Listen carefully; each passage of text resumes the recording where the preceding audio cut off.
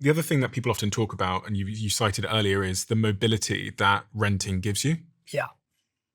Your son was here a second ago. He's 16 years old. Yeah. Soon he'll be at the age where he's got his own place and he's thinking about different career opportunities. And I got AI's this big thing, so he might want to go to San Francisco. Then he might want to go live in Florence and wherever else. If he's bought a place, there is an interesting sort of psychological, but also financial component to the fact that it makes it harder for you to move with the opportunity of life. And if what people say about the future of work is true, that we're going to have many more careers in our lives than we did in the past, one might assume that we're also going to be more mobile. And so is there an argument to say that buying a house might hurt my professional opportunities, my ability to pursue professional opportunities? The answer is possibly, right? But here's the thing about rent. Rent's, interestingly enough, a major obligation, right? Usually when you go and you do a lease, you lock yourself into a 1-year lease. Sometimes you lock yourself into a 2-year lease. When you buy something, and this is assuming that you have the money to buy something, Stephen, look up, because you've got all the data at your fingertips here, look at what the average length of time it takes to sell a home in the United States. Just Google that right now. Because what I will tell you is in certain markets, you can put your home on the market and you can sell it in less than 90 days. Now, some markets, you can sell your home in less than 30 days. In many cases, you actually have more flexibility when you own something than when you rent. And that's if you want to sell it.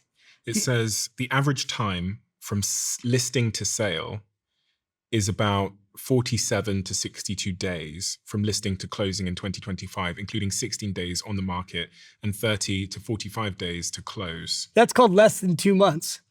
Even in hot markets, the process from putting a house on the market to legally selling it can take 1.5 to 3 months, meaning home equity isn't a quickly accessible investment. Yeah, but do you think that's pretty quick, 90 days? No, it is quick. I mean, it takes you that amount of time to get out of a lease. Exactly. So here you've got a piece of property that you can turn around and sell in less than 90 days. Now, this is the US. You can't do that. Like, for instance, I live in Italy. That could be very hard to do that in Italy. But in the US, you've got something that's in a good market. It's liquid. The other thing is you can rent it, right? You're actually not trapped. If you start to build equity in your home and you pay your mortgage down slightly, next thing you know, you're able to rent that property and you can still move. Today, people are taking their homes and they're Airbnb-ing them. What I really want for people is the chance to be financially free. There's also an age at which it doesn't matter if you own. You know, once you start to get older and you've built financial security, you get in your 50s or your 60s or your 70s and you just want to travel and you don't want to own anything, that's a different stage of life. So the question just becomes the money that you make. I go back to the 90,000 hour comment. When you work 90,000 hours over your lifetime, what's your plan to keep some of this money? You have to have a pay yourself first plan. That has to be your number one priority, is that when you earn money, the first person who you're going to pay is you. If you say, you know what, I watched Stephen and I saw David and I've seen a bunch of other people on his show and I'm not going to buy a house. Okay, then you have to pay yourself first more. Now, I go around the world for the last 30 years, starting with Oprah, with The Automatic Millionaire. I launched this book on Oprah, and I talked about you have to save 1 hour a day of your income. And people will get on these social media boards and be like, I can't save 10% of my income. They'll tell I can't live off 90% of my income. It's not possible. I have to spend all of it, right? Well, then that person who's renting and not buying a house, which is forced savings, is clearly never going to save. So the other thing about buying a house is it does require forced savings, because when you have a mortgage payment, part of that mortgage payment is paying down your debt. And I teach you how to use a bi-weekly mortgage payment plan. So you take a 30-year mortgage and you pay it off 5 years earlier. And doing that can save you, depends on the size of the home, can save you $50,000 to $100,000 just in interest payments. You talk about having a savings mindset.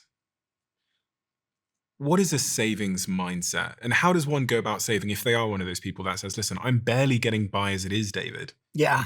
How the hell am I going to save money when I'm actually increasingly getting into more debt right now? So the first thing is you have to find your money, right? So what I find, Steve, is when I talk to people, most people don't know where their money goes. Literally, they don't know. They're like, I'm like, how much money do you spend a month? Well, I'm not really sure. How much money do you spend a year? Well, I'm not really sure. You need to be sure. So you should be doing something to track where your money goes.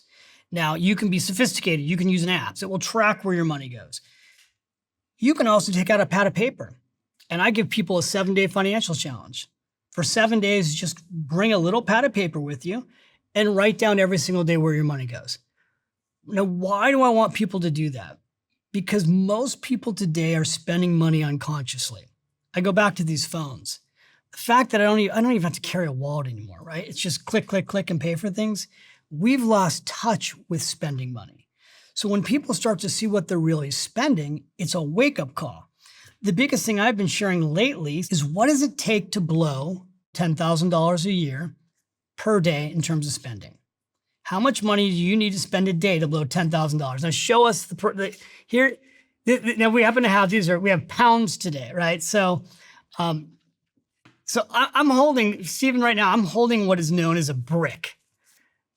So I don't know if your staff told you how much I'm holding here. You know what'd you guess I'm holding? It looks like maybe $5,000. Okay, so this is a life-changing amount of money. Stephen, this is $10,000 right here. Mm-hmm. And what does it take to blow $10,000 in a year per day? How much money you have to spend per day to go through $10,000? I'll make it easy for you. The answer is $27.40 a day.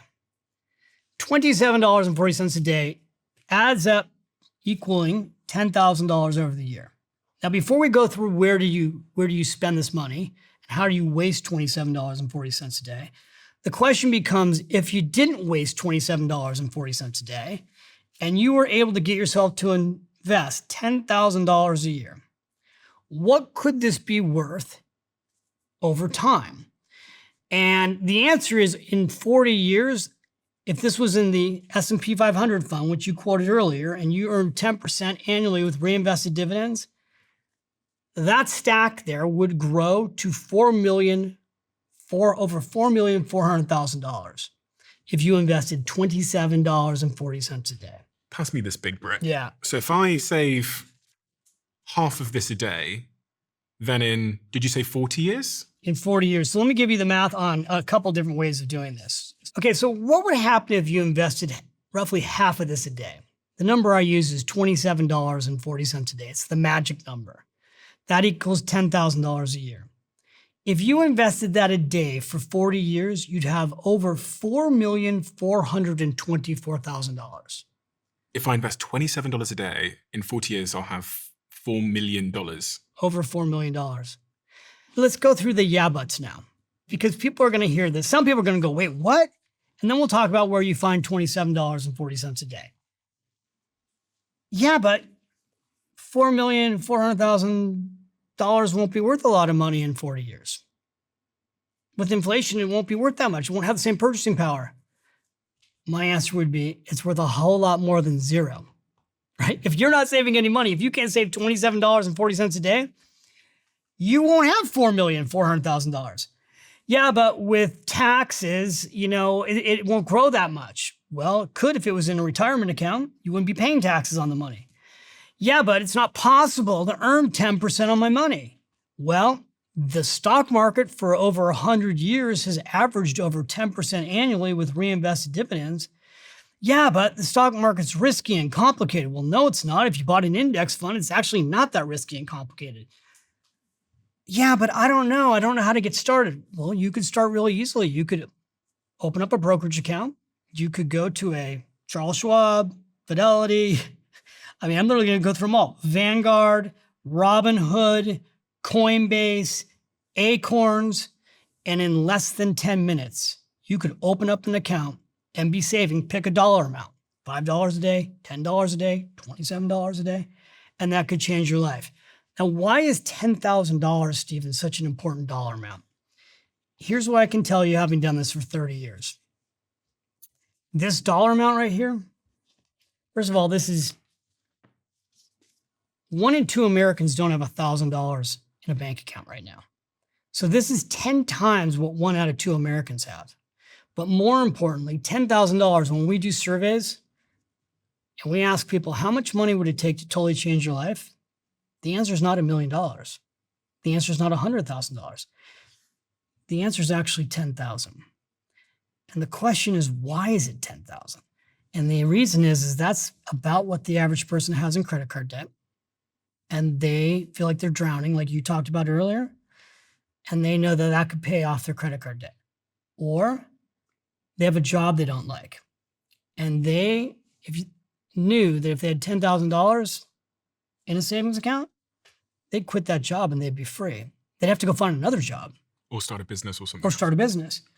Or, God forbid, they're in an abusive relationship and they can't leave. But if they had $10,000, they'd leave. So, a lot of people go, David, you just make this all too simple. And it's true. I do. Because when it's simple, people take action on it. So for years, I have taught this concept called the latte factor. A lot of people love me for it. Now I have a lot of people hate me for it. And I have taught that, we waste small amounts of money on little things. I had your staff bring me an iced coffee. When I started teaching the latte factor, I would talk about the idea that we waste $5 a day on coffee. And that if you don't believe you can start saving and investing, at least save $5 a day. Make your coffee at home. And people would say, but I don't want to give up my coffee. Okay, well then figure out another way to save $5 a day. This iced coffee, I don't know what it costs here in London. In New York City, that coffee right there is $9.50. Plus a tip, it's over $11. I know, because I was just in New York. So today we had a bunch of props here and I said, well, let's try to show like what is $27.40? Like when I go to my hotel later, when I leave here, a cocktail is going to be $30, right? I was just in New York City. I had a cocktail in my hotel. It was $31.50. Wine, $50. Eating out. You go and have lunch today. It's going to be $25. And people say, well, I have to eat. And I go, I know you do, but you could also brown bag your lunch. It's what my grandmother did. Now her friends teased her, but my grandma was able to retire to California. And her friends all got stuck in Milwaukee, Wisconsin, where it was cold because they couldn't afford to retire the way she did. How many people could actually save $27 a day? Because if I go back again, just over 10 years of my life, there's no chance I could have saved $27 in a day. There's no way. If you go back to what age? If I go back to between like 18, 19 years old, roughly that period of my life. Yeah. There was no way I could have saved $27 a day. Here's really the question. Do you have friends and do you think you have people who work with you who are making more than $50,000 a year and they're not saving $27 a day? They're not even saving $10 a day. This is true. I actually did a bit of research on this, and it says approximately 40 to 50 million families, if we just take the United States, where I think there's 330 million people roughly, approximately 40 to 50 million families in the US can realistically save $27 a day. This represents roughly the top 30 to 35% of households. For everyone else, the bottom 65 to 70%, saving that amount would require either extreme poverty level budgeting or is a mathematical impossibility. Over 40 million people they think can afford to save $27.50 a day? Yes, it's based on income and expenditure data from 2025 to 2026. Approximately 40 to 50 million families in the US can realistically save $27 a day. So for those 40 to 50 million people in the United States, that would be life-changing. Now, are there people who can't afford to save that? Absolutely. In the United States, I was just in Arizona. I just did a keynote speech. I asked the audience, this is when the government was shut down. I said, how many people do you think in America are taking and receiving SNAP checks? What's that? Thank you. Because by the way, most Americans don't even know what a SNAP check is. That's a check that the government gives to people for food. And the dollar amount's a little over $6 a day. So smart people in a room, by the way, I didn't know the answer to this a week prior either. The answer is about 41.5 million Americans get a SNAP check. When I told the room that, the room gasped. I said, so when you hear that the government was shut down for 6 weeks, that was 3 pay cycles. Well, the average American doesn't have 2 weeks of expenses set aside. I mean, I don't think everybody fully grasps the problem right now. 4 out of 10 Americans can't get their hands on $1,000 in case of emergency purposes. If you actually dig into the Federal Reserve data, it's 37% of Americans can't get their hands on $400 in case of emergency purposes. So there's a whole section of America that's truly struggling. But there's a whole lot of America that is still struggling. They're living paycheck to paycheck, but their money's being taken from them all the time because they don't have a plan for it. For that bottom 60% of Americans that my research says wouldn't be able to save $27 a day, the data reveals a discretionary income cliff. Once you drop below the top 40% of earners, the money available after bills vanishes rapidly. The top 20%, which earn, I think, $96,000 per household, are in a surplus. The middle 20% have a $15,000 surplus, which the $27 a day takes 66% from. But the bottom 40% often have a roughly $2,000 surplus, so it's impossible for them to get to the $10,000. For that bottom 40%, what's the advice for them?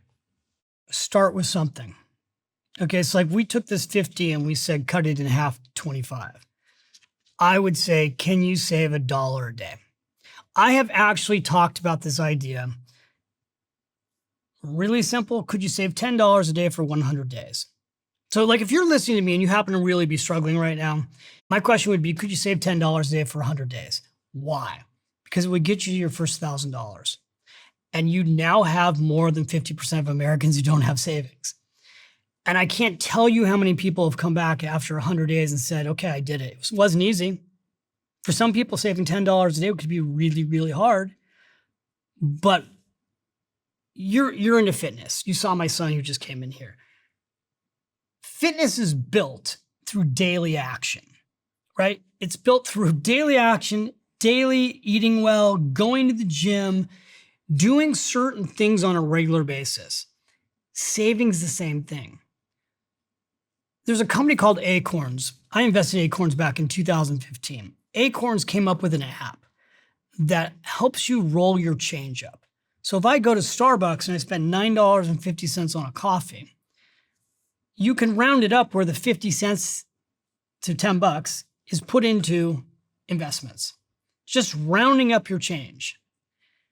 And people have saved tens of thousands of dollars over the last 10 years by just rounding up their change. If you love the Diary of a CEO brand and you watch this channel, please do me a huge favor. Become part of the 15% of the viewers on this channel that have hit the subscribe button. It helps us tremendously, and the bigger the channel gets, the bigger the guests.